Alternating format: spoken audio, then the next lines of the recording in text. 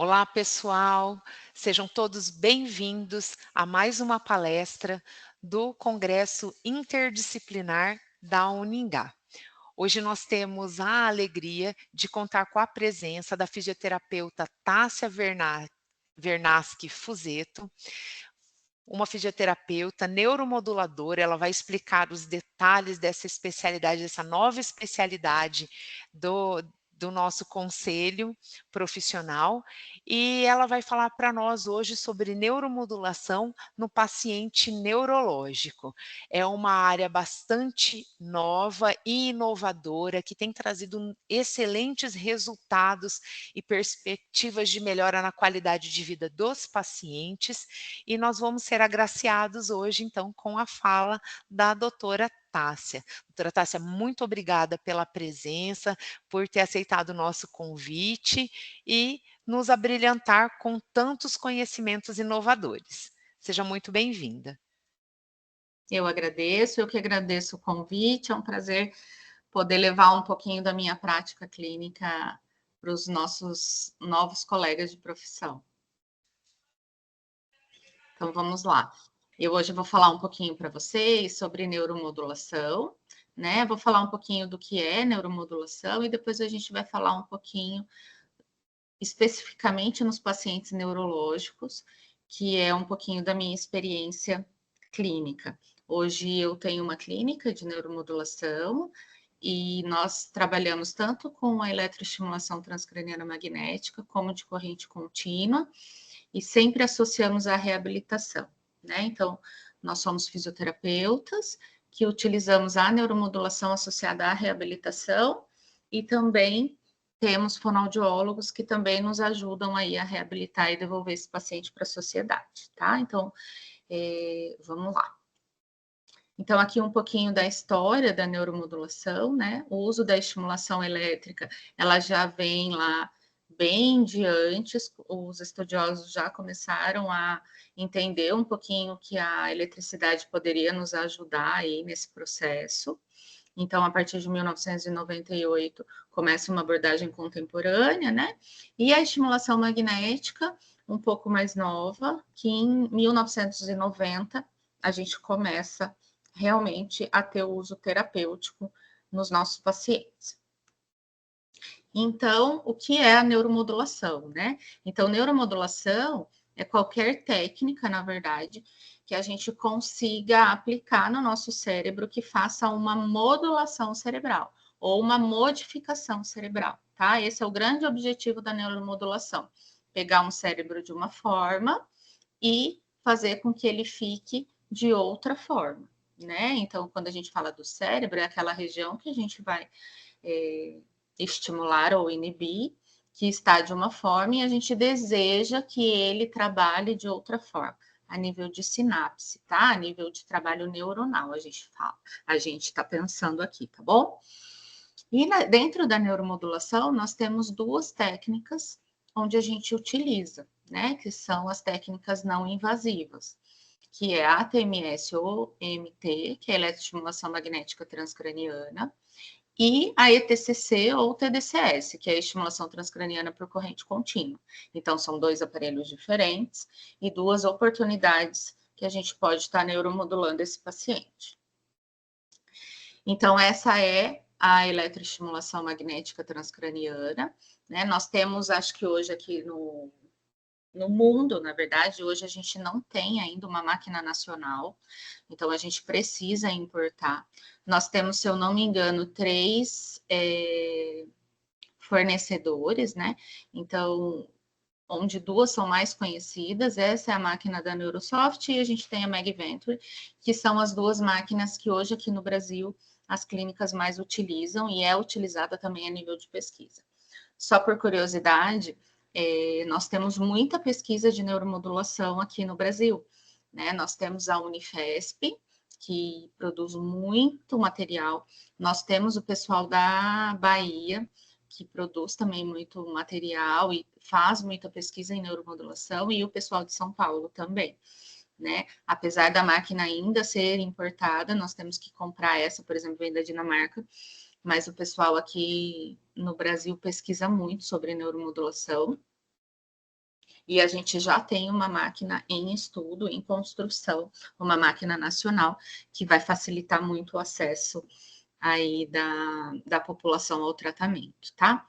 Então, vamos lá, essa é a máquina da eletroestimulação transcraniana magnética. E o que ela faz, né? Então, ela utiliza de um campo eletromagnético, ela gera um campo eletromagnético através de uma bobina que a gente coloca na cabeça. E quando esse campo eletromagnético ele entra no tecido nervoso, ele gera uma corrente elétrica de uma potência que faça com que eu faça sinapse naquele momento. Então, a gente consegue fazer uma despolarização neuronal naquele momento, tá? Então, a gente gera um campo eletromagnético que, ao adentrar o meu tecido neuronal, ele gera uma corrente elétrica de alta potência, vamos dizer assim, que eu faço com que o meu neurônio despolarize e eu consiga facilitar a sinapse naquele momento, tá? E aí, os protocolos da neuromodulação transcraniana magnética, eles podem ser tanto inibitórios como excitatórios, né? Então, eu posso tanto excitar a região do cérebro que eu preciso, como eu posso inibir, né? Então, um exemplo, quando eu tenho um paciente com tremor no Parkinson, geralmente os protocolos da literatura me trazem protocolos inibitórios de cerebelo. Então, são protocolos que a gente usa uma baixa frequência, abaixo de 1 Hz, onde a gente vai fazer com que aquela atividade cerebral naquela região seja diminuída, né? Então, eu diminuo a atividade neuronal daquele local. Ao contrário dos protocolos excitatórios, que são protocolos de alta frequência, acima de 1 Hz, geralmente 5, 10, 20 Hz, onde eu quero um aumento da atividade neuronal daquele local. Então, eu vou utilizar um protocolo de eletroestimulação magnética excitatório. Então, vai depender do objetivo que eu quero com aquele paciente, eu vou estar escolhendo o protocolo excitatório ou inibitório, tá? E aí, na estimulação magnética, eu tenho 3 formas de estimulação. Nessa primeira foto aqui, a gente consegue ver a eletroestimulação transcraniana. Essa é a bobina, tá?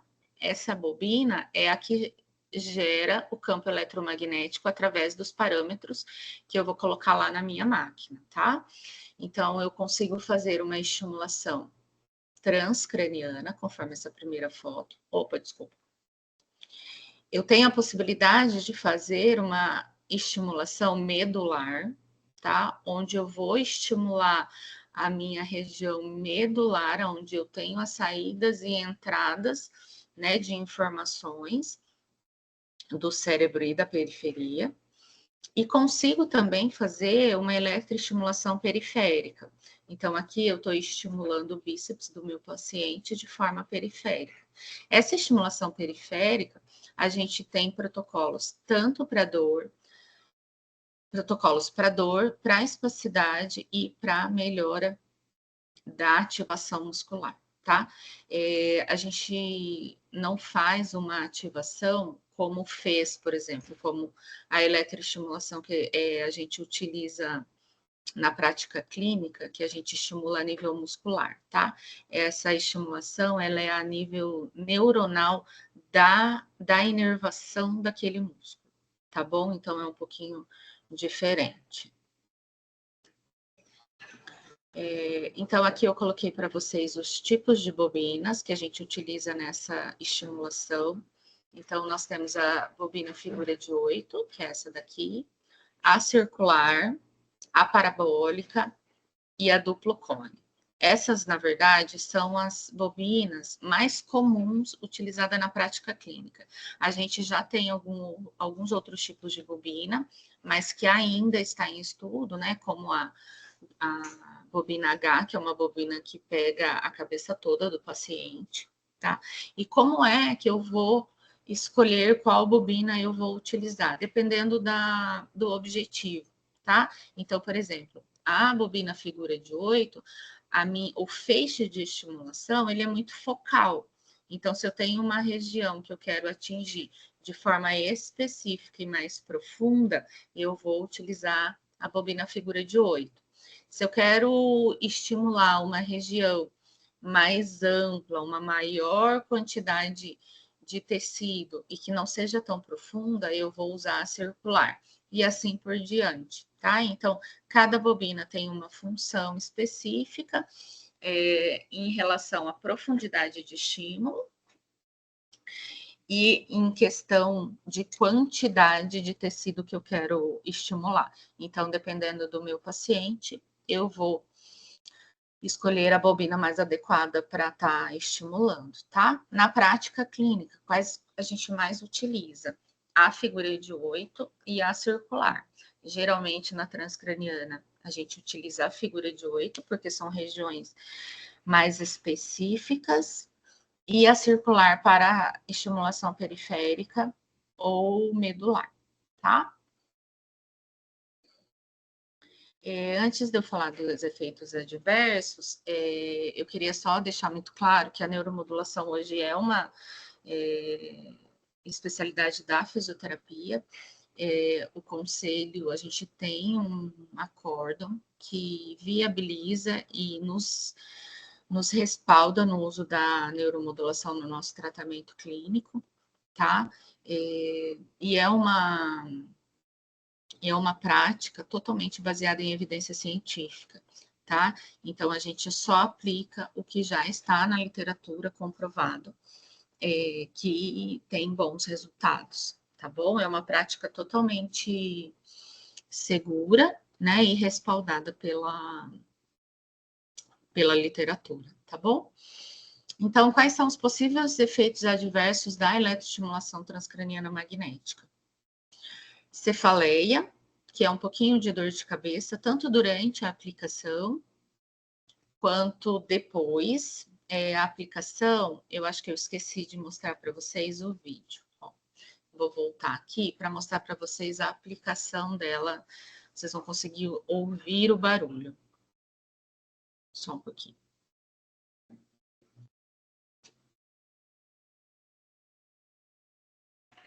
Estica o joelho. Isso. Então, essa é uma aplicação durante um exercício.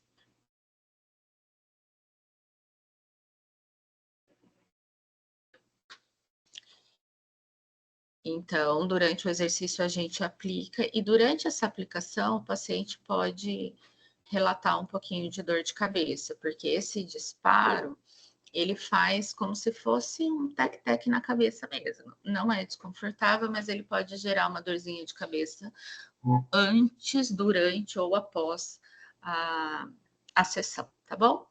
Dor na região de faces e de olhos, dependendo da região que a gente for aplicar, como ele gera um campo eletromagnético, ele vai gerar uma contração muscular, tá? E às vezes o paciente pode referir dor. É bem pouco, tá? Na prática, assim, a gente não ouve muito essa queixa. Desconforto auditivo, tá? Então a máquina é bastante alta, vocês viram ali no vídeo. Nós temos protetores, né? Que se o paciente não tolerar, a gente pode oferecer e estar utilizando, e até para quem está aplicando a eletroestimulação é importante estar usando, tá? E alguns pacientes podem referir tontura, mas na prática clínica também a gente não tem visto muito sobre isso, tá bom? Então, vocês viram que os efeitos adversos são bem restritos, bem tranquilos assim, tá? Geralmente é uma aplicação, uma sessão bem tranquila, tá? As contraindicações. Então, quais são as contraindicações? Quem são aqueles pacientes que a gente não vai aplicar a eletroestimulação? Então, pacientes que têm material metálico implantados no cérebro, a gente precisa ter o exame desse paciente para a gente ter a certeza que ele não tem nada. Né? Então, pacientes, por exemplo, com AVC hemorrágico que tem clipe de aneurisma, a gente não pode aplicar, desde que esse clipe seja de titânio, tá? Por quê? Porque como a gente gera uma corrente elétrica, gera um aquecimento, a gente pode estar deslocando esse material metálico e isso não vai ser benéfico para o paciente, tá bom? E algumas contraindicações relativas. Epilepsia, gestante, marca-passo cardíaco, tá? Então, epilepsia. Pacientes que têm crises convulsivas não controladas, a gente não vai se atrever a estar aplicando. Como a gente, com a eletroestimulação magnética, a gente despolariza neurônio naquele momento, né? O potencial, a gente facilita esse potencial de ação. A gente pode estar desencadeando uma crise convulsiva se a gente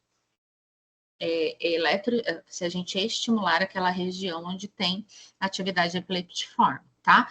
Então, é muito importante, a gente preza muito que o paciente traga para a gente, se ele já tem uma história de crise convulsiva ou de epilepsia, né? Que ele traga o eletroencefalograma para a gente estar analisando.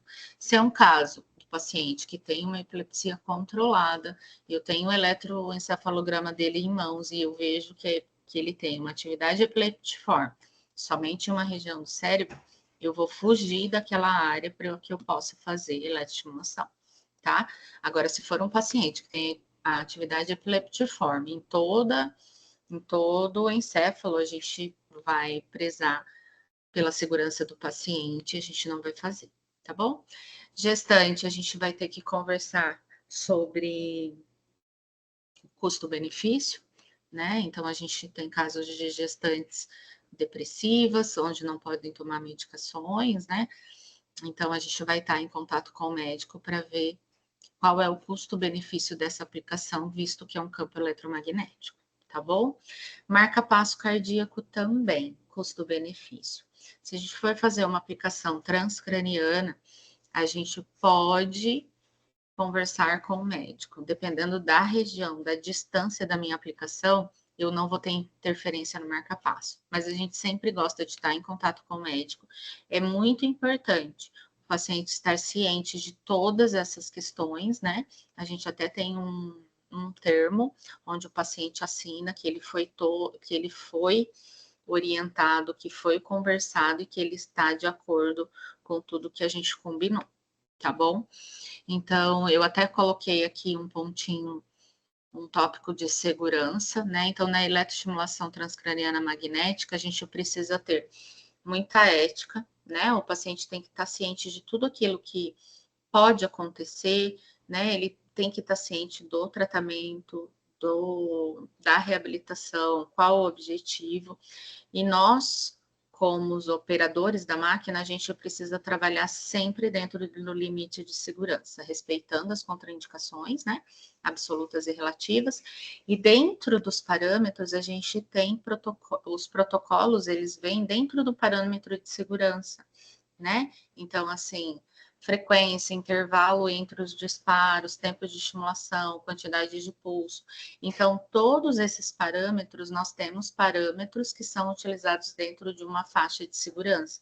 Então, a gente precisa trabalhar dessa forma para que a gente não coloque o nosso paciente em risco, tá bom? Então, a gente precisa sempre respeitar todos esses parâmetros para que a nossa aplicação seja a mais segura possível, tá? A gente fala muito de segurança, na nossa prática, a gente nunca teve nenhuma intercorrência, a não ser um paciente que teve uma crise convulsiva, não durante a aplicação, mas no outro dia, né? Então, assim, a gente também não pode correlacionar com o uso da TMS, mas por isso que é importante a gente estar sempre dentro desses parâmetros de segurança, para que nós profissionais estejamos respaldados e o nosso paciente também não corra nenhum outro risco, tá bom? Então, essa foi a pincelada na eletroestimulação transcraniana magnética, tá? Que é uma técnica bastante inovadora, de alta tecnologia, né? Que vem hoje para contribuir aí para a evolução dos nossos pacientes, tá bom? Aqui no Brasil ela já é utilizada há bastante tempo, porém ainda pouco divulgada, talvez, fora do Brasil bastante utilizada, principalmente em países de primeiro mundo e onde eles fabricam, né, as máquinas. É um tratamento, assim, que eu digo que a gente consegue dar um plus a mais para esse paciente. Pacientes que estão há muito tempo e não conseguem atingir objetivos, a gente consegue fazer, né, estimulando esse cérebro de forma muito direta, fazer com que eles consigam chegar ao objetivo, tá bom?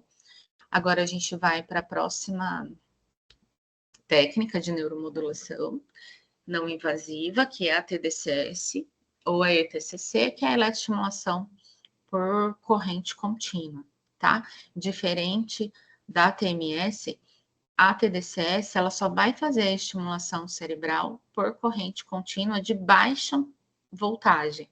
Lá na TMS, a gente tem um campo eletromagnético que, ao adentrar o tecido nervoso, ele vai gerar uma corrente elétrica de alta voltagem.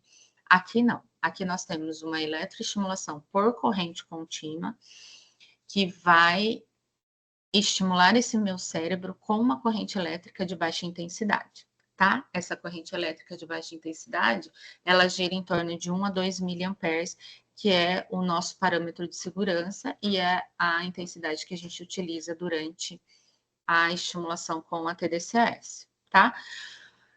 Quando eu falo de eletroestimulação magnética, eu falo de despolarização no momento do neurônio, né? Então, eu aplico com a frequência, com a quantidade de pulso que o meu protocolo da literatura me dá, e eu consigo despolarizar, facilitar uma potencial de ação naquele momento.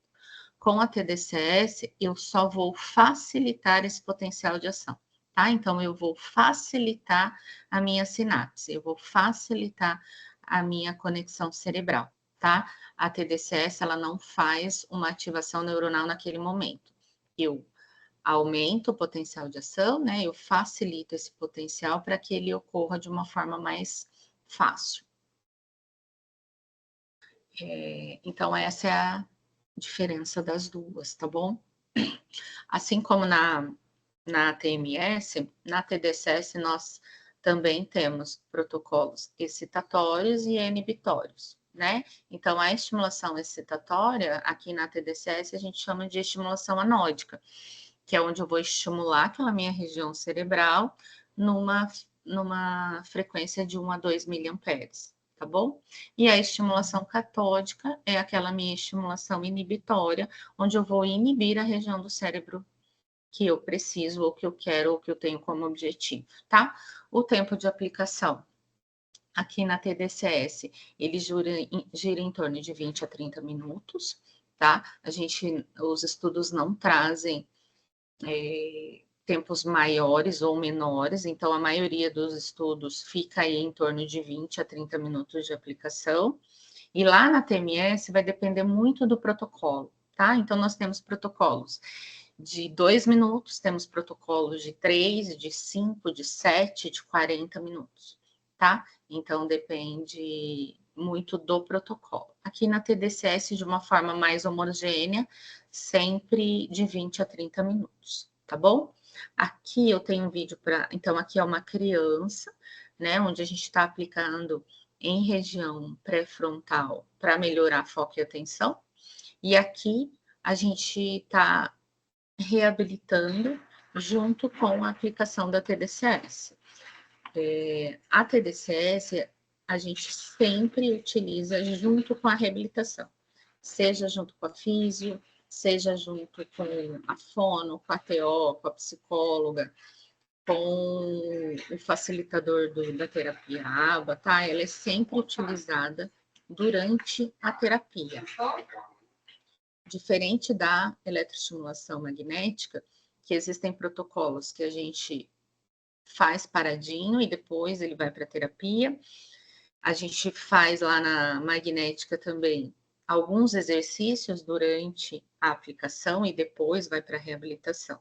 Aqui na TDCS, ela é sempre aplicada junto à terapia, tá? Qual terapia? Conforme o objetivo que a gente tem com aquele paciente, tá bom?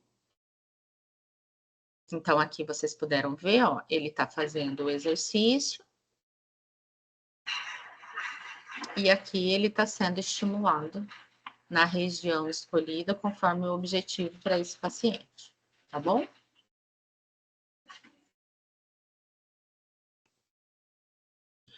Então, vamos lá. Aqui também a gente pode ter alguns efeitos adversos, né? Como a dor de cabeça. Toda vez que a gente estimular o nosso cérebro, a gente pode ter um pouquinho de cefaleia.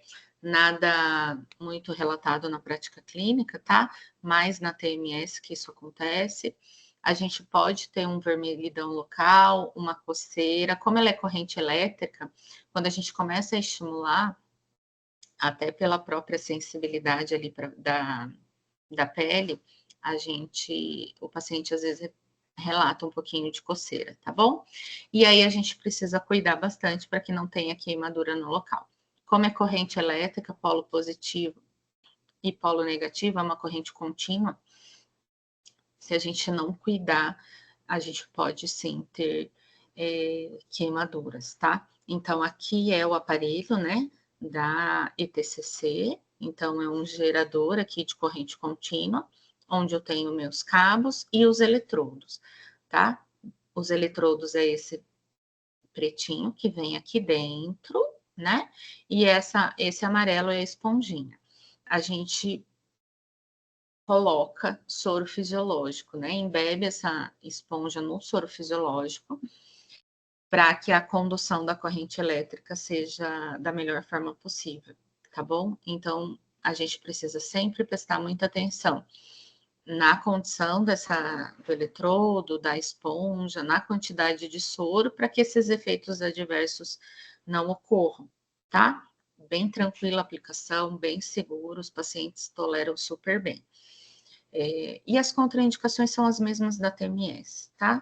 E os protocolos de segurança, os parâmetros de segurança aqui na TDCS, a gente precisa se preocupar mais com a frequência mesmo, com a intensidade de 1 a 2 miliamperes, tá? Ele é um aparelho mais simples, né? Porque se trata de uma corrente contínua, então sempre prezando pela boa qualidade dos eletrodos, da esponja, dos cabos, uma boa colocação, né? A gente precisa separar o cabelo para não dar muita resistência, né? Quanto mais perto do couro cabeludo, menor a resistência, melhor a passagem da corrente, tá bom? Vocês viram lá no vídeo que a gente, e aqui na foto, que a gente prende os eletrodos com faixas, né? São faixas elásticas que nós mesmos confeccionamos, e aí de uma forma que não puxe o cabelo, que fique confortável para o paciente estar fazendo atividade ao mesmo tempo, tá? Ao contrário da TMS, esse aparelho nós temos, né, nacional, em termos de custo, né, o ATDCS é um aparelho mais acessível a nível de custo, mesmo porque é nacional, né, então a gente não paga tanto imposto, né, e a TMS, como a gente tem que importar, ela sai um custo bem mais elevado, tá bom? Só a nível de curiosidade mesmo. E aí a gente vem aqui, provavelmente, para algumas dúvidas que surjam depois que a gente apresenta o que é neuromodulação e as duas técnicas que a gente mais utiliza, né? Então, quando que eu vou utilizar a TMS e quando que eu vou utilizar a TDCS, né? Então, como eu disse, é uma técnica totalmente baseada em evidência científica. Então, quando eu recebo um paciente, a primeira coisa que eu vou fazer é avaliar, ver o diagnóstico, né? Ver qual é o objetivo dele, e aí sim eu vou para a minha literatura para ver o que a literatura me traz, né? Se já existem mais estudos com a TMS ou com a TDCS, qual é o nível de evidência de cada um. Então, hoje, para vocês, só para exemplificar, nas ataxias, a gente já sabe que a TDCS tem melhor resultado, né? Então, quando chega um paciente com ataxia, eu já sei que eu vou utilizar a TDCS e não a TMS. Quando eu tenho um paciente com depressão, por exemplo, eu sei que eu vou dar prioridade para a TMS, porque nos estudos eles me trazem que a TMS traz mais benefícios para o meu paciente do que a TDCS, tá bom?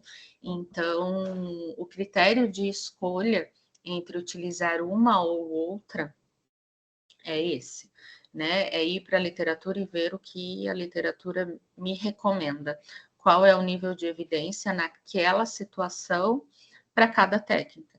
E qual tiver um nível de evidência maior é aquela que eu vou utilizar com o meu paciente, certo? Tem algumas outras questões também que a gente já leva em consideração, por exemplo, crianças, né?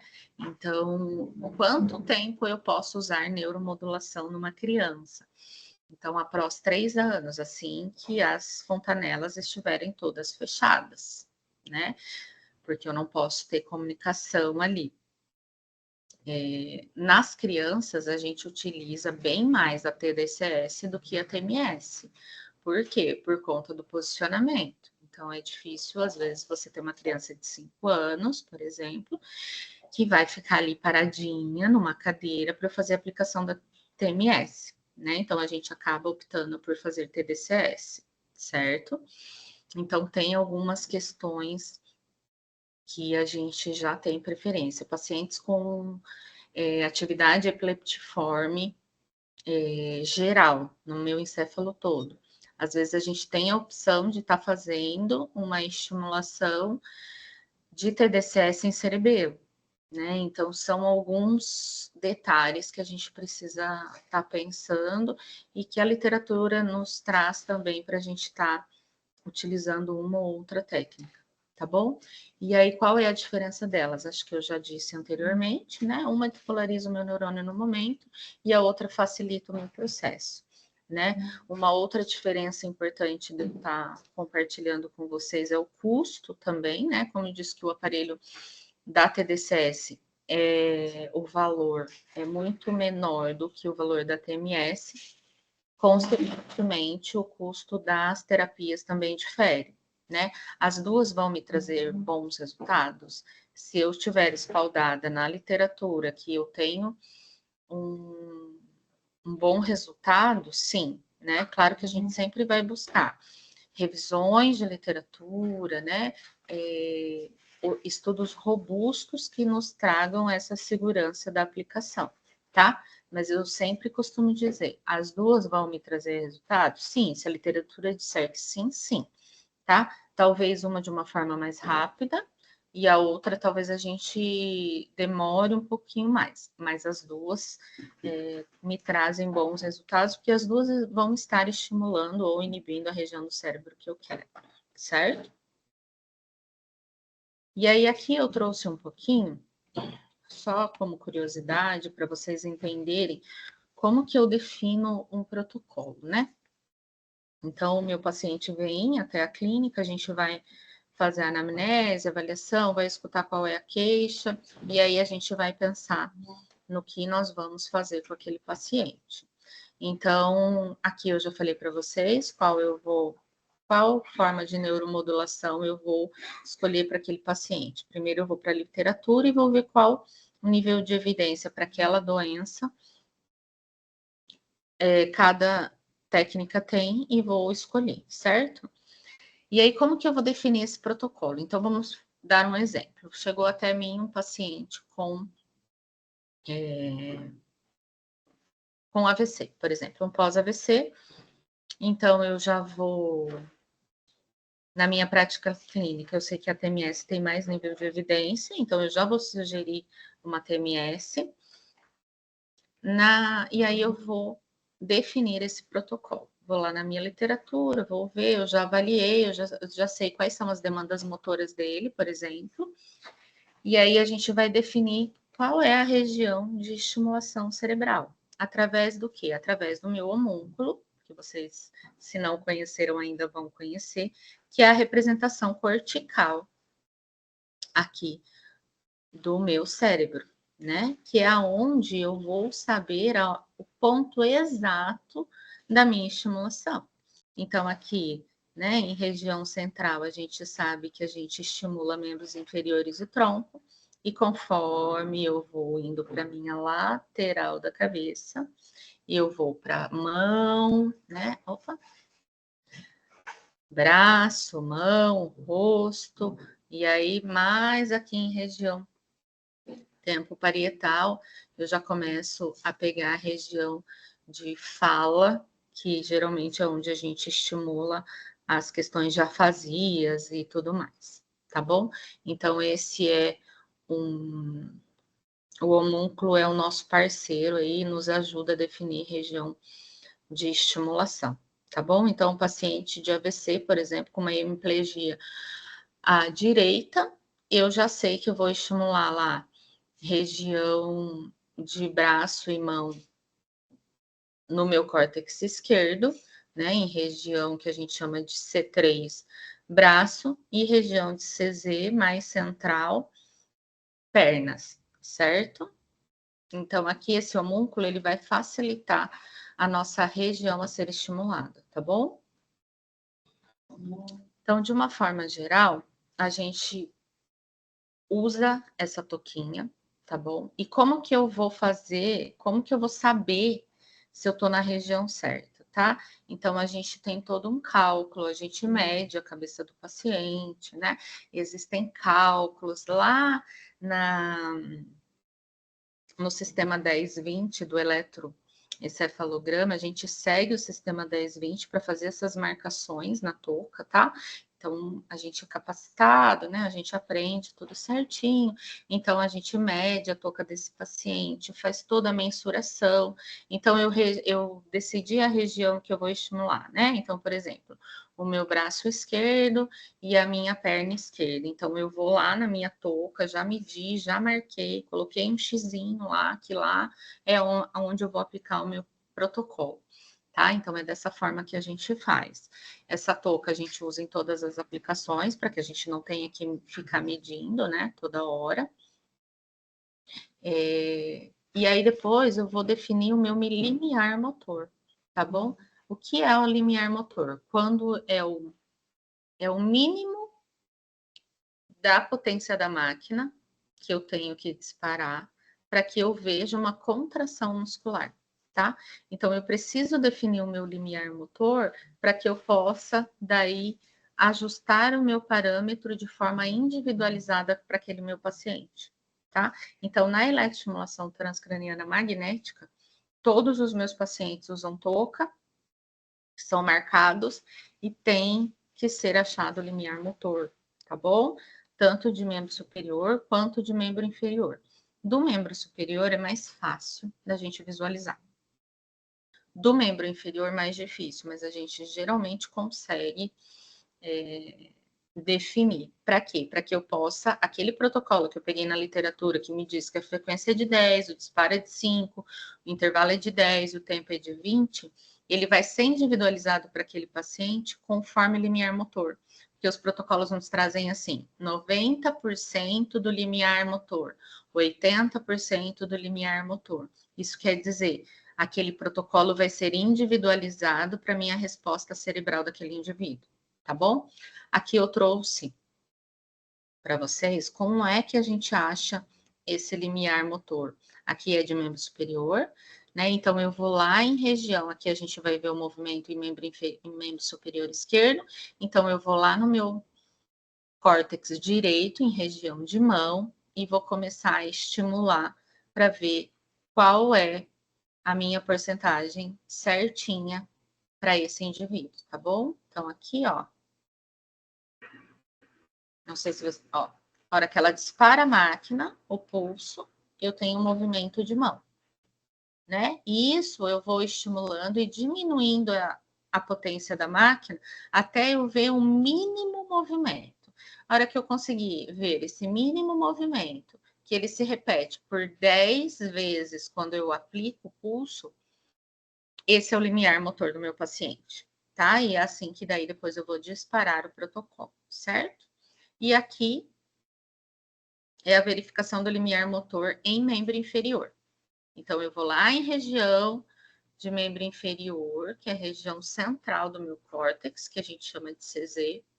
Vou disparar o pulso e a gente vai ver a contração dos pés. Vou mostrar aqui para vocês. Conseguem ver aqui, ó. Pezinho se mexendo, né? Ó. Então, aí eu vou diminuindo essa porcentagem até que eu consiga ver o mínimo mínima resposta por 10 vezes. Aí eu defini o meu limiar motor e eu vou aplicá-lo dentro do meu protocolo conforme ele me traz lá da literatura. Se eu vou usar 100% do limiar, 120, 90, tá? E aí, dessa forma, o meu protocolo fica individualizado para aquele funcionamento cerebral daquele indivíduo, certo? Então, eu dei uma pincelada nas formas de neuromodulação, né? Tentei ser mais claro possível, de uma forma muito sucinta. A gente poderia ficar falando horas aqui sobre as duas técnicas também, tá? Mas eu tentei colocar aqui mais as questões da prática clínica, e é o que a gente mais usa no dia a dia, tá bom? E aí, quais são as indicações, então, da neuromodulação? Aqui falando de um modo geral, tá? Das duas técnicas, tanto a TMS quanto a TDCS. Então, as maiores indicações são na reabilitação neurológica, na dor crônica e na saúde mental, tá bom? E aí, aqui a gente vai entrar, então, na parte da reabilitação neurológica, que é o tema, né? Onde afunilou um pouquinho o tema da palestra, tá? Só voltando aqui, então, quando a gente fala em dor crônica, a neuromodulação já é nível de evidência A, tá bom? Então, dor crônica, a gente pode colocar aí fibromialgia, todo tipo de dor crônica, enxaqueca, dores neuropáticas, tá? A resposta é incrivelmente boa. E quando a gente fala de saúde mental, também já é nível de evidência A. A TMS começou a ser estudada na depressão, né? Então já faz muito tempo, mais de 50 anos aí que é estudada. E hoje, para tratamento de ansiedade e depressão, já é nível de evidência A também. Então, na saúde mental, a gente trata ansiedade, depressão, toque, esquizofrenia, diversas condições, tá bom? Então, vamos lá. Na reabilitação, eu fiz um apanhado de algumas patologias, porque nós temos muitas, né? Então, eu fiz, assim, algumas mais da prática clínica, que mais aparece na clínica, e o que a gente tem experiência na reabilitação, tá? Que são os distúrbios do movimento, né? Que entra o Parkinson, as ataxias e as distonias, o AVC, TCE, lesão medular, esclerose múltipla, paralisia cerebral, facial e UTEA, certo? Então, o que eu quis trazer para vocês? Conforme o diagnóstico, o que nós podemos tratar, melhorar, trabalhar com a eletroestimulação, tá bom? Tanto a magnética como a elétrica, certo? Então, vamos lá. No Parkinson, por exemplo, o que o paciente de Parkinson chega na minha clínica, o que eu vou conseguir melhorar e eu vou conseguir trabalhar com esse paciente, né? Então, a gente consegue melhorar de uma forma muito, muito, muito significativa o tremor, a rigidez. O freezing, hoje, a gente tem protocolos específicos medulares, desculpa, específicos para o freezing, tá? Então já tem na literatura. O Parkinson é uma condição neurológica que responde muito bem à eletroestimulação dos pacientes. Os pacientes conseguem diminuir a quantidade de medicação e ter uma qualidade de vida muito melhor, tá? Então a gente sabe que é uma doença progressiva, que não tem cura, porém a gente consegue melhorar muito a condição motora desses pacientes, tá? Então, além do freezing, a discinesia, que é aqueles movimentos involuntários, geralmente secundários ao uso prolongado da levodopa. A gente também tem protocolos específicos hoje para a discinesia, onde a gente consegue quase que cessar esse sintoma, tá? E aí, de uma forma geral, a melhora das funções motoras, né? Onde a gente vai trabalhar aí como fisioterapeutas mesmo, com exercícios específicos para a demanda daquele paciente. Que o Parkinson geralmente apresenta, né? A dissociação de cinturas, marcha, coordenação, postura, além de toda a parte que a gente pode associar com a fonoaudiologia, né? A questão da disartria, da disfagia, e a gente também consegue tratar, e é bem importante tratar junto esse comprometimento não motor. Os parkinsonianos, eles geralmente chegam com um estado depressivo também, e se a gente não tratar essa questão não motora, essa questão emocional do Parkinson, a parte motora é bem difícil de melhorar, tá? A gente tem visto na prática pacientes que não têm uma boa condição emocional, a questão motora é bem difícil da gente conseguir grandes evoluções, tá? Outra questão no Parkinson também é estar adequada à medicação. O uso do levodopa, né, do Prolopa, a gente precisa que o paciente use de forma correta, nos horários corretos, para que a gente tenha uma boa evolução, tá? Mas é uma das patologias, assim, com maior nível de evidência na literatura e que nós, como clínica, temos muitos bons resultados. Essa é uma paciente, né, onde a gente faz a eletroestimulação magnética associada a exercício. Então, o que acontece? A eletroestimulação, ela acontece o disparo e ela sempre tem um tempo de intervalo, né? Para que é critério de segurança, para que a gente não estimule demais aquela área. E aí, nos intervalos, para os pacientes neurológicos, a gente já associa exercícios, tá? E aí, na nossa clínica, né, na minha prática, depois o paciente vai para uma sessão de fisioterapia depois, né? E para uma sessão de fono, se ele tiver demanda de fono, tá bom? Aí a gente vem para as ataxias, que respondem muito bem também ao uso da neuromodulação. Como eu já disse anteriormente, aí as evidências já trazem o uso da TDCS com melhores respostas, tá? Então, nas ataxias, o que a gente vai melhorar nesses pacientes, né? Equilíbrio, melhora das funções motoras, tem a questão da fono também, que eles apresentam muita disartria, né? Muita questão de disfagia por conta do comprometimento muscular mesmo dessa região, né? E também a gente tem um comprometimento não motor, as questões emocionais que a gente precisa estar de olho nesses pacientes para que a evolução aconteça da melhor forma possível, tá? As ataxias também, elas têm bons níveis de evidência na literatura e os pacientes geralmente respondem muito bem, a qualidade de vida deles melhorou muito, né? Então a gente diz que é aquela sintomatologia do paciente bêbado, né? Que ele sempre parece que vão cair, tem medo de cair o tempo todo, e quando a gente faz uma estimulação ali a nível de cerebelo, geralmente a região de cerebelo, eles melhoram muito, tá? Essa questão da fono, só para vocês entenderem, a gente pode neuromodular enquanto a fono trabalha também. Na clínica a gente faz bastante isso, tá? A gente neuromodula a região lá do homúnculo, lembra? Então aí, junto com a fono, a gente vai discutir qual região seria mais indicada para estar estimulando, e aí a gente vai junto com a fono, nós trabalhamos junto, tá bom? Ou ele pode vir, a gente estimula, e aí depois ele faz uma sessão de fono também, tá bom?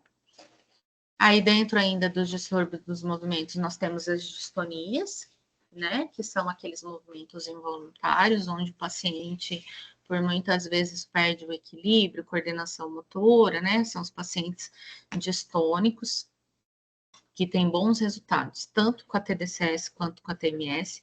A TMS a gente tem protocolos específicos para distonia, e a TDCS também tem bons resultados, tá? Então, o que a gente vai melhorar usando a neuromodulação com esses pacientes? Esse controle de movimento involuntário, melhora das funções motoras, né? Dependendo da avaliação que a gente fizer.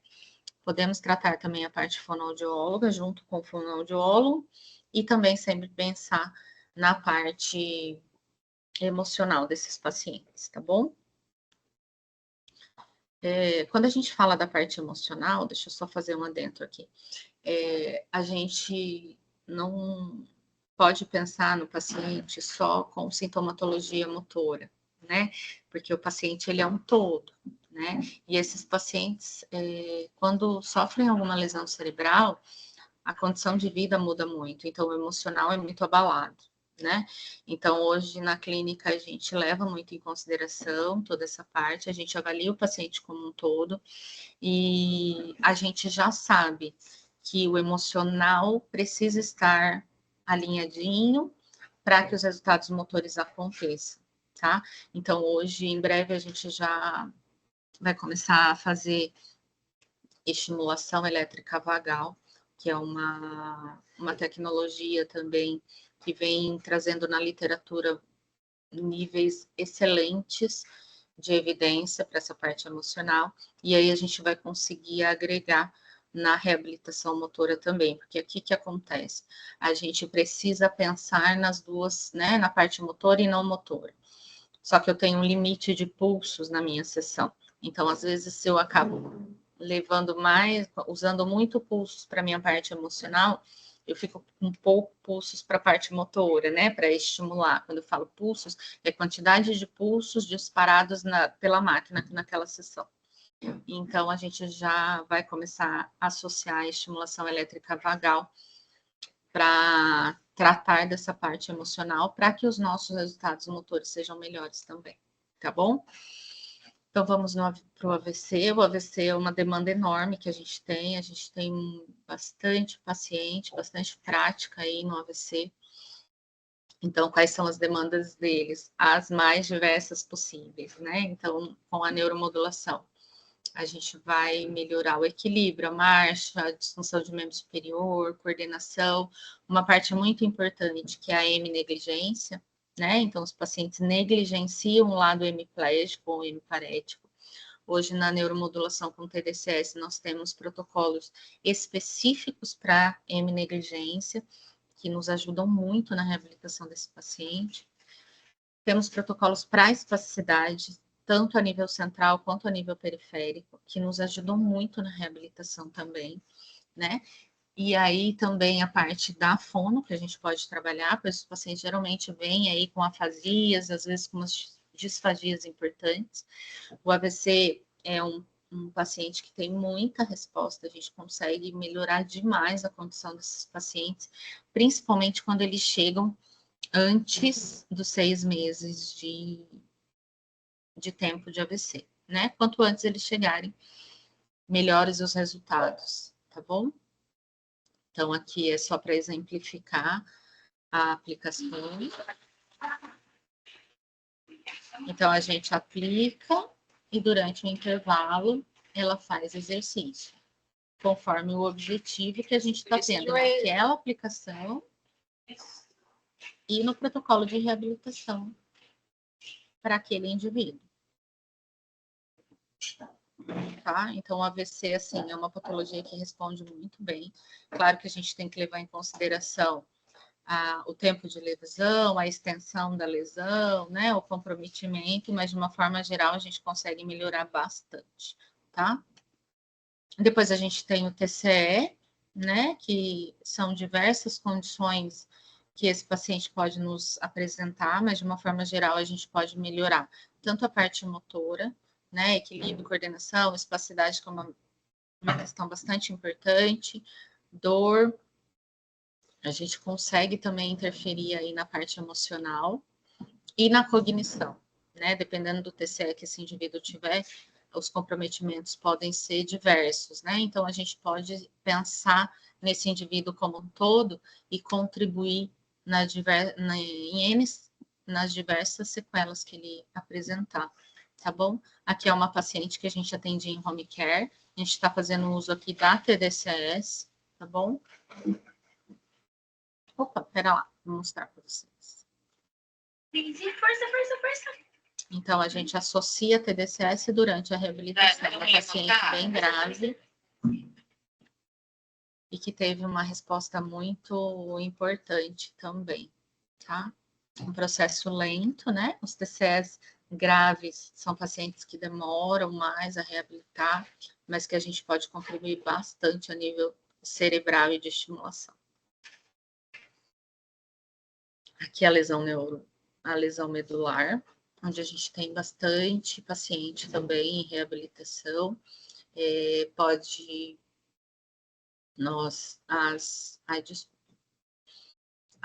O nível de comprometimento vai depender do nível da lesão, né? Quanto mais alto, maior comprometimento, quanto mais baixo, mais independente e funcional esse paciente, mas a gente pode contribuir muito com a reabilitação. Então, na lesão medular, nós temos protocolos centrais, né, cranianos, nós temos protocolos medulares, tá? Nós temos protocolos para incontinência urinária, né? Então, para essa questão dos esfíncteres mesmo, que esses pacientes apresentam bastante, e ainda nós temos a estimulação periférica, né? Então, é um paciente onde a gente consegue contribuir bastante com a reabilitação, tá? Então, aqui é um exemplo de uma aplicação numa paciente com uma lesão a nível de T8, T10, onde a gente está treinando equilíbrio de tronco com uma estimulação com TMS a nível central, tá? Então, a gente dispara e durante o intervalo ela faz o exercício conforme o objetivo que a gente tem com aquele paciente, tá?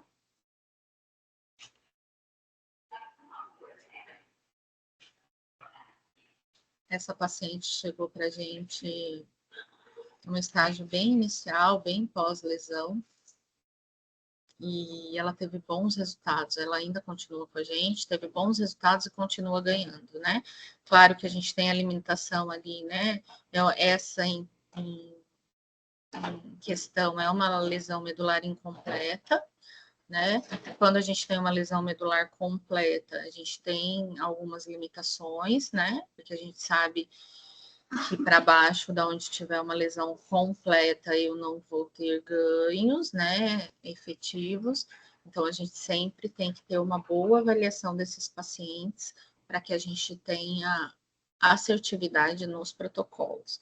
E uma questão importante na lesão medular é que os pacientes, desculpa, os protocolos, desculpa, eles já vêm conforme a classificação da avaliação ásia desse paciente, né? Então, são protocolos bem coerentes para cada tipo de paciente, tá? Uma outra condição que a neuromodulação pode ajudar muito é a esclerose múltipla. São pacientes que apresentam diversas manifestações em diversos graus, né? E na esclerose múltipla, a fadiga, que é uma das sintomatologias que eles mais apresentam e que incapacita muito esse paciente, né? De trabalhar, de fazer as suas atividades do dia, as suas atividades diárias, a neuromodulação traz como nível de evidência B o tratamento da fadiga, os pacientes melhoram muito, né? Na esclerose múltipla, a gente usa com bons resultados, tanto a TMS quanto a TDCS, e aí, então, o que a gente pode estar melhorando nesses pacientes, né? A fadiga de uma forma muito importante, a espacidade também, com protocolos centrais e periféricos, disfunção do trato urinário, com protocolos medulares, e aí disfunção do membro superior, marcha, dor, disfunção cognitiva, que são características e sintomatologias da própria doença. Aqui é um paciente que a gente já trata há bastante tempo, é um paciente que veio para a gente, ele não estava nem conseguindo trabalhar mais, ele é agrônomo, né, trabalha como que ele fala, trabalho de campo, então ele não conseguia mais trabalhar, e hoje ele já retornou ao seu trabalho, já consegue trabalhar, ter o seu salário novamente, então, assim, são bons resultados que a neuromodulação traz para esse tipo de paciente, tá? Também podemos utilizar nas crianças após os 3 anos, como eu já disse, no caso da paralisia cerebral, né? Então, o que a gente vai tratar nessas crianças? O que a gente vai depender muito da demanda, do objetivo daquela família. Então, o paciente com paralisia cerebral nos traz muitas demandas, como espasticidade, atraso de desenvolvimento, cognição. né? Então, a gente vai ter que avaliar e ver qual é o objetivo daquela criança para aquele momento e pensar na estratégia, no protocolo, como área de estimulação, conforme o momento daquela criança e o objetivo com ela naquele momento, tá bom? Com crianças, como eu disse, geralmente a gente utiliza a TDCS durante a terapia, ou de físio, ou de fono, né? Qualquer terapia que a gente tem objetivo para aquela criança, a gente pode estar utilizando. Por exemplo, se a gente quiser trabalhar foco e atenção numa criança com paralisia cerebral, a gente pode estar utilizando durante a sessão de psicopedagogia, por exemplo. Tá bom? Então, são diversas possibilidades. Isso tudo vai depender da minha avaliação e do meu objetivo junto com a família, tá? Aqui é o Caio, um paciente nosso, né? Então, aqui ele está treinando o sentar, aqui ele está treinando o sentar nos pés com o apoio de membro superior, e aqui ele só está fazendo pose para foto, né? Então, vai depender do nosso objetivo. A gente tem muito estudo na paralisia cerebral com TDCS, e na prática clínica, muitos resultados, bons resultados, tá? A gente também pode utilizar nos pacientes TEA, né, com transtorno do espectro autista. Os estudos ainda não são em grande quantidade, porém a gente já tem estudos, bons estudos, robustos, revisões multicêntricos, que vêm sim dizendo que a neuromodulação pode ajudar muito esses pacientes, tá? Então, como a paralisia cerebral, o paciente com TEA, ele tem diversas demandas, né? Então, demandas cognitivas, demandas emocionais, demandas de fala, demandas motoras, e a gente pode, junto com a família e com os profissionais, determinar em que momento a neuromodulação vai ajudar, em qual é a maior demanda daquela criança no momento. Então, se ela tem uma apraxia de fala, nós podemos neuromodular durante a fonoaudiologia para facilitar para tornar essa criança verbal, por exemplo, né? Ah, essa criança é hipotônica, não consegue subir escada, podemos utilizar a neuromodulação durante a fisioterapia. Ah, essa criança tem um TDAH associado, que precisamos melhorar o tempo de foco. Podemos trabalhar na psicopedagogia, na terapia ABA, no Denver.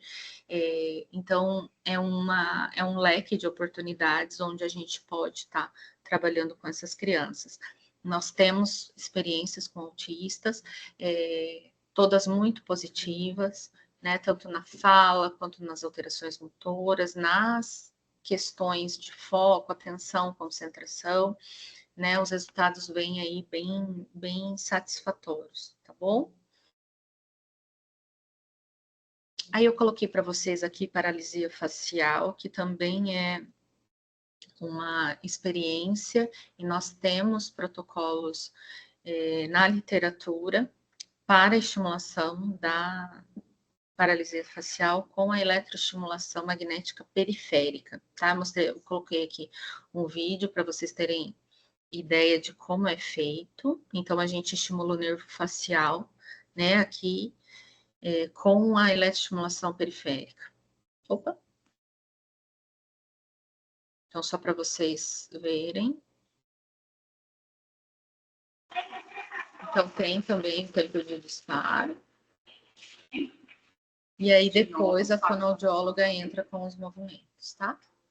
Com a reabilitação da mímica facial, né? Na clínica, a gente tem a prática de fazer a reabilitação com a fono, e tem dado muito certo, e esse protocolo da estimulação do nervo facial periférico, nós temos obtido bastante resultado positivo, tá? E de uma forma mais rápida, né, do que a reabilitação talvez só com a fono ou só com a físio, tá bom? Então, eu já estou finalizando aqui, só para deixar, acho que uma coisa que eu não falei, a neuromodulação, ela acontece em duas etapas, tá? A primeira fase, chamada de fase de indução, onde os estudos nos trazem que ela precisa ser feita de forma diária, por no mínimo 10 dias. tá? Então, quando o paciente vem para fazer neuromodulação, ele vem de uma forma diária por no mínimo 10 dias, quando a gente fala de reabilitação neurológica, tá? Quando a gente falar de saúde crônica e saúde emocional, a gente, os estudos trazem mais dias, tá? Mas no paciente neurológico, então ele vem e a gente faz essa primeira fase de aplicação diária por no mínimo 10 dias. Em algumas patologias, a gente já estende para 15, tá bom?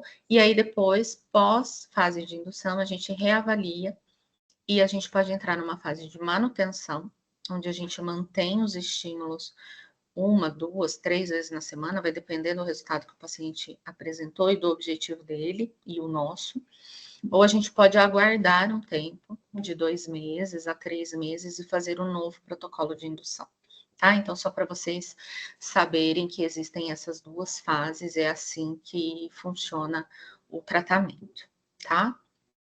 Então, aqui eu coloquei algumas considerações que eu acho importante, que a neuromodulação, ela pode sim trazer benefícios para os sintomas motores dos pacientes, tá bom? A gente sabe que não só para os sintomas motores, mas também não motores. O estado da arte das evidências difere entre as doenças. O que quer dizer isso? Que dependendo da minha patologia que eu vou tratar, o nível de evidência dela na literatura é diferente, né? Então, tem níveis de evidência A para uma patologia e níveis de evidência C para outras. E isso é importante a gente dizer para o paciente estar ciente, tá? A indicação da neuromodulação deve respeitar os princípios éticos e a opinião do paciente, então é uma troca, né? Então ele precisa estar ciente e precisa opinar e saber o que ele está fazendo, o que ele está querendo, qual é o objetivo dele. E a prescrição deve ser feita sempre baseada na literatura científica, né? Então a gente não faz nada de forma aleatória, a gente sempre tem um protocolo que a gente vai seguir, certo? Existem pacientes não respondedores à neuromodulação? Sim, existem pacientes. Eles nos trazem, os estudos nos trazem que a população não respondedora representa 2% da população, tá? Então, isso é importante o paciente saber também. Então, existem os pacientes não respondedores, pouco respondedores, e os pacientes que realmente respondem bem e vão super bem, tá bom? Então, isso é importante também deixar claro no início do tratamento, tá? E eu só queria pincelar aqui, quando eu falo de dor crônica e saúde mental, os fisioterapeutas, no nosso acórdão com o CREFITO, nós estamos habilitados a tratar também, tá bom? Então, dor crônica é nossa mesmo, não tem muito o que questionar, tá bom? A saúde mental, quando a gente fala de depressão, ansiedade, nós estamos habilitados, porém, a gente precisa ter escalas de avaliações, né, aplicáveis. Na nossa prática clínica, a gente sempre tem a parceria com o médico e com o psicólogo desse paciente, para que a gente realmente consiga avaliar se o paciente está sendo respondedor ou não e qual é o nível dessa melhora do paciente, tá bom? E até a nível de curiosidade, hoje, no Brasil, quem pode neuromodular são os médicos, né, dentro da área deles, né? Então, eles não podem neuromodular na reabilitação, por exemplo, só nós fisioterapeutas e fonoaudiólogos, tá? Então, são os conselhos que respaldam a aplicação da neuromodulação, tá? Eu acho que era isso que eu tinha para trazer para vocês. Espero que vocês tenham entendido. Acho que às vezes é um pouquinho complexo para a gente tentar passar em tão pouco tempo, né? Mas é uma área que a gente pode contribuir muito com a vida dos pacientes. Eu falo que nunca a gente vai deixar a reabilitação e a nossa essência, né, de fisioterapeutas que trabalhamos o movimento, a independência, a funcionalidade, mas é uma forma da gente acelerar esse nosso processo de reabilitação. Eu gosto muito da área, hoje é uma área que eu só faço isso, eu só estudo isso, já passei por muitas outros trabalhos, mas a neuromodulação hoje vem justamente para a gente contribuir com a vida, com a funcionalidade do paciente e devolvê-lo para a sociedade, tá? Existem outras indicações, mas eu não consegui colocar tudo, porque senão eu ia ficar aqui falando um tempão, tá bom? Sobre as referências, eu combinei com o pessoal que eu vou disponibilizar no link do Drive, porque são muitas referências. Mas caso alguém tenha interesse também, eu vou deixar aqui o meu e-mail, o meu Instagram. Vocês podem, eu queria uma referência para esclerose múltipla, é só me perguntar, que eu vou ter todo o prazer de estar enviando, tá bom? Eu agradeço, espero que tenha contribuído um pouquinho. Obrigada, Simone. Tássia, eu que agradeço em nome da Uningá. Muito obrigada por ampliar nosso horizonte acerca dos tratamentos na fisioterapia, né? Quanta riqueza, quanta transformação na área da fisioterapia, né? O quanto pode ser potencializado. A gente sabe que um paciente que desenvolve uma patologia de Parkinson ou, né, acometido por um AVC, ele vai ter um impacto na qualidade de vida, não só dele, da família, né? Então, assim, é um divisor de águas na vida dessa pessoa.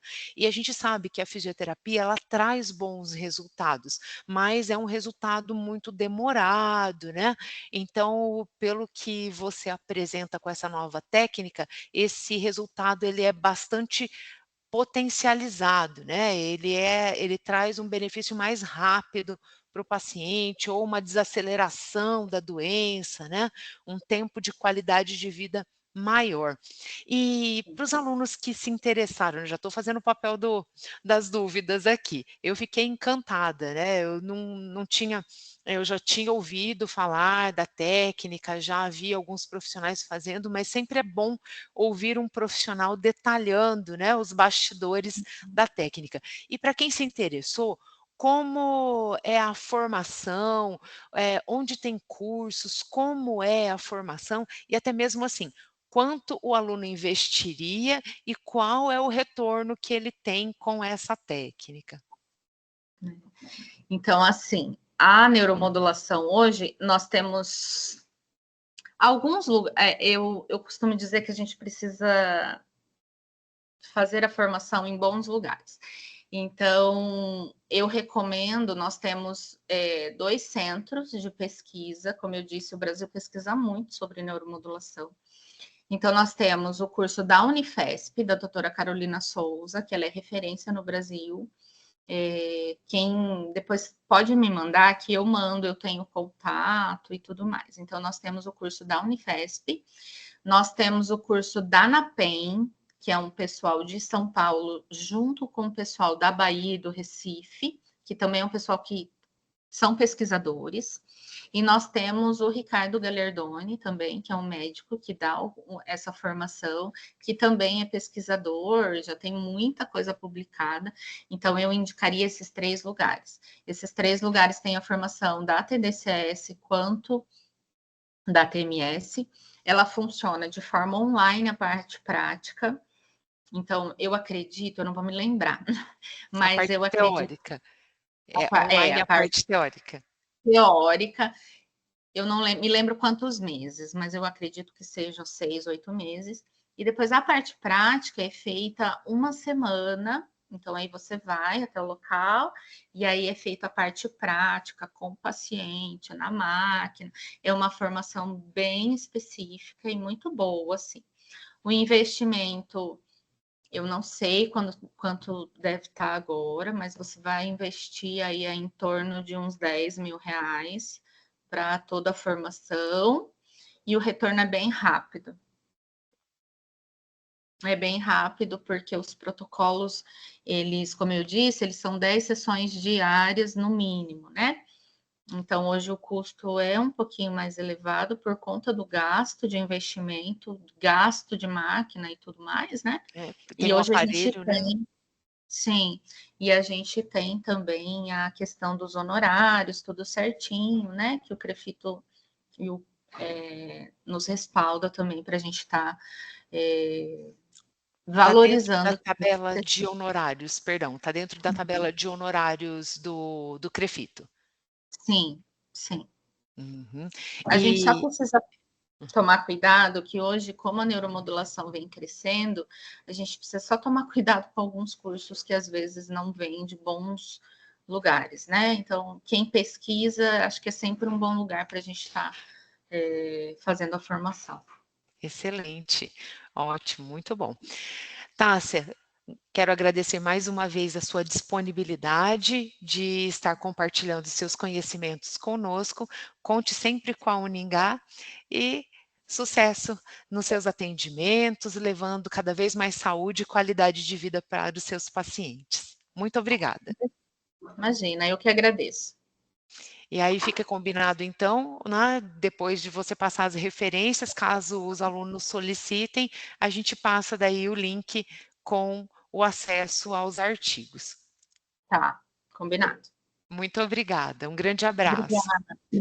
Tchau, Um tchau. abraço, pessoal, até a próxima.